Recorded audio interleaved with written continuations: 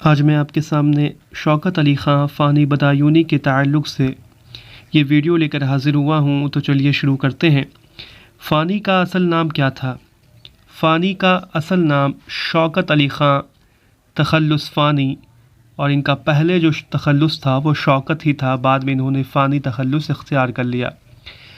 شوکت علی خان فانی بدایونی کب اور کہاں پیدا ہوئے؟ فانی کی پیدائش 1879 نے 1879 میں بدایوں میں ہوئی۔ فانی کی وفات کب اور کہاں ہوئی؟ فانی کی وفات 1941 میں حیدرآباد میں ہوئی تھی۔ فانی کے والد کا کیا نام تھا؟ فانی کے والد کا نام شجاعت علی خان تھا۔ فانی کی قبر کہاں ہے؟ فانی کی قبر حیدرآباد میں احاطہ درگاہ یوسفین میں ہے۔ فانی کا پیشہ کیا تھا؟ فانی کا پیشہ وکالت تھا، حالانکہ وکالت ان کی چلتی نہیں تھی۔ کس کے دعوت پر فانی حیدرآباد گئے تھے؟ تو فانی مہاراجہ حیدرآباد کی دعوت پر 1932 میں حیدرآباد گئے تھے۔ فانی نے کون سا رسالہ جاری کیا تھا؟ تو فانی نے رسالہ تسنیم آگرہ سے جاری کیا تھا۔ فانی کو یاسیت کا امام کس نے کہا؟ یاسیات بھی کہا جاتا ہے۔ فانی کو یاسیات کا امام رشید احمد صدیقی نے کہا ہے۔ فانی کے کلام کی نمایاں خصوصیت کیا ہے؟ فانی کے کلام کی نمایاں خصوصیت قنوتیت ہے۔ فانی نے فانی تخلص کب اختیار کیا؟ فانی نے فانی تخلص 1899 میں اختیار کیا تھا۔ بیوہ کا غم اور سوز خاں کا نام کسے دیا گیا؟ بیوہ کا غم اور سوز خاں کا نام فانی کو دیا گیا۔ کس کے کلام میں غربت کا لفظ بار بار آتا ہے؟ فانی کے کلام میں غربت کا لفظ بار بار آتا ہے۔ فانی کے کتنے شعری مجموعے ہیں؟ تو فانی کے ٹوٹل 4 شعری مجموعے ہیں۔ دیوان فانی 1921 میں، باقیات فانی 1926 میں، عرفانیات فانی 1939 میں، اور وجدانیات فانی 1940 میں۔ فانی کے تصانیف کے نام بتائیں اس کے علاوہ جو ان کی تصانیف ہے۔ نقش فانی، ارمغان فانی، انتخاب فانی، بیاض فانی، اور یہ نثری کتاب ہے شعر و شاعری، اور موازنہ نظم و غزل۔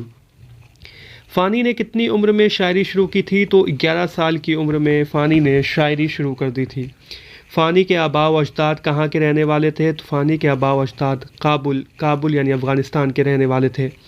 فانی کی شاعری کو موت کی انجیل کہا جائے تو بیجا نہ ہوگا۔ یہ کس کا قول ہے کہ فانی کی شاعری کو موت کی انجیل کہا جائے تو بیجا نہ ہوگا؟ تو مجنوں گورکھپوری کا یہ قول ہے۔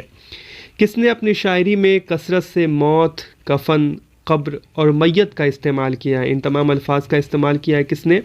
فانی بدایونی نے۔ کس نے اپنی شاعری میں کثرت سے موت، کفن، قبر اور میت کا استعمال کیا ہے؟ فانی بدایونی نے۔ اس دور میں اتنے جنازے اٹھائے، لگتا ہے کہ جب میں مر جاؤں تو اٹھانے والا کوئی نہیں ہوگا۔ کس کا قول ہے؟ فانی کا یہ قول ہے کہ اس دور میں اتنے جنازے اٹھائے، لگتا ہے کہ جب میں مر جاؤں تو اٹھانے والا کوئی نہیں ہوگا۔ یہ فانی کا قول ہے۔ فانی کی بیوی، فانی کی بیٹی سب ان کے سامنے انتقال کر گئی تھیں۔ 21واں سوال ہے کہ جب ہم فانی کا کلام پڑھتے ہیں تو ایسا معلوم ہوتا ہے کہ آنسوؤں کی ندی کے ساحل پر سنگ موسیٰ کا ایک بڑا مندر ہے، جس کے وسط میں غم کی دیوی کا ایک بت رکھا ہوا ہے، اور ایک سیاہ پوش برہمن ہے جو دھڑکتے ہوئے دل کی گھنٹی بجا بجا کر پوجا کر رہا ہے۔ کس کا قول ہے کہ جب ہم فانی کا کلام پڑھتے ہیں تو ایسا معلوم ہوتا ہے کہ آنسوؤں کی ندی کے ساحل پر سنگ موسیٰ کا ایک بڑا مندر ہے، جس کے وسط میں غم کی دیوی کا ایک بت رکھا ہوا ہے، اور ایک سیاہ پوش برہمن ہے جو دھڑکتے ہوئے دل کی گھنٹی بجا بجا کر پوجا کر رہا ہے۔ یہ جوش ملی آبادی کا قول ہے۔ تو یہ فانی بدایونی کے تعلق سے 21 اہم سوالات و جوابات میں نے آپ کے سامنے رکھ دیے ہیں۔ امید کرتا ہوں کہ یہ آپ کے لیے فائدہ مند ثابت ہوا ہوگا۔ اس طرح کی ویڈیو کے لیے آپ ہمارے چینل سے جڑے رہیں۔